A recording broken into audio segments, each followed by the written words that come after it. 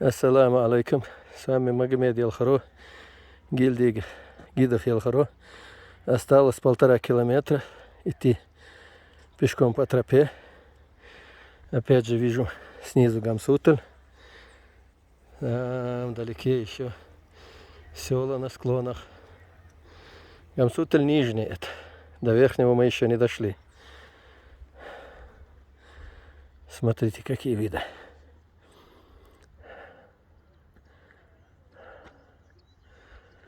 Здесь везде написано 1380 метров.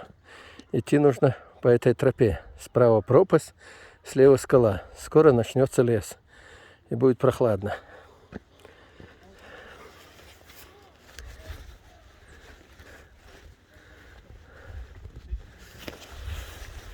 Пытаюсь поправить вещи. Поэтому немножко телефон будет прыгать. Не хочу потом монтажом заниматься.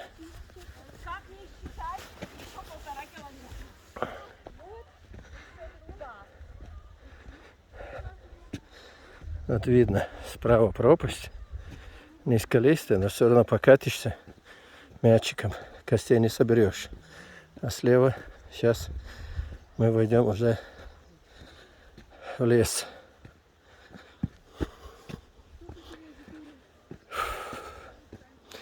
Ну теперь понятно, почему горцы были худые и стройные.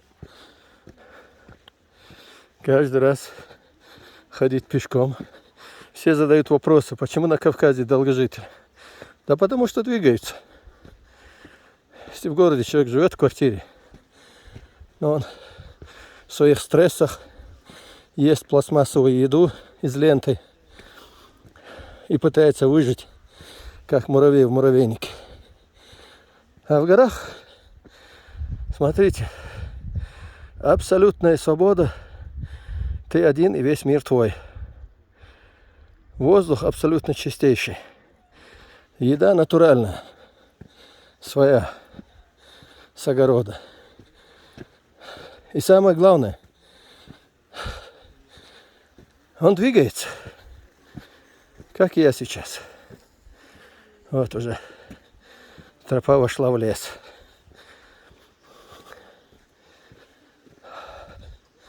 И стало прохладно. Как в горах говорят, рукой прикроешь солнце в горах, сзади все замерзает. Так и здесь. На солнце я весь вспотел, всю одежду снял, а теперь прохладно.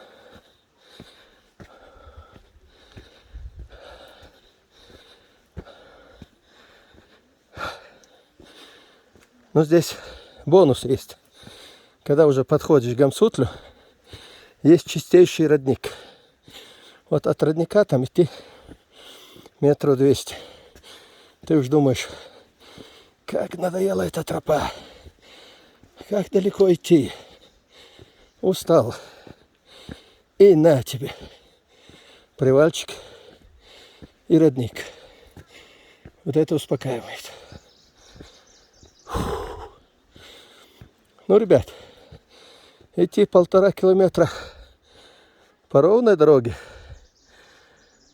кажется мелочь. Но тут подъем градусов 30-35. В некоторых местах и больше. Так что,